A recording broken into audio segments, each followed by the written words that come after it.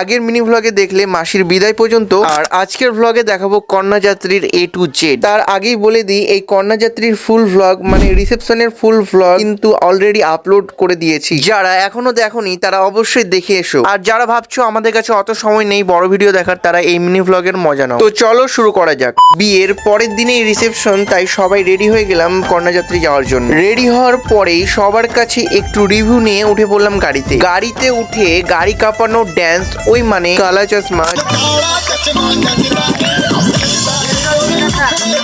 জঙ্গল মে আজ মঙ্গল করুঙ্গি,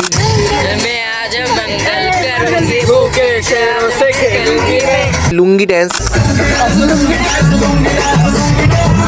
এইসব গানে ড্যান্স করতে করতে পৌঁছে গেলাম কন্যাযাত্রী। নেক্সট গাড়ি থেকে নেমে কেলি মারতে মারতে ভিতরে ঢুকে পড়লাম। বাড়ির ভিতরে ঢুকে কিছুক্ষণ বসার পর নিমকি আর মিষ্টি দিয়ে টিফিন করে চলে আসলাম বুনুর কাছে খাবার রিভিউ নিতে। তারই সাথে সব কন্যাযাত্রীদের একটু ক্যামেরা বন্দি করলাম। আর এই কন্যাযাত্রীদের মধ্যে সবচেয়ে বেশি ইউনিক লাগছিল দাদুকে, কারণ রাত্রিবেলা কালা চশমা পরে দাদু পুরো কাঁপিয়ে দিয়েছিল।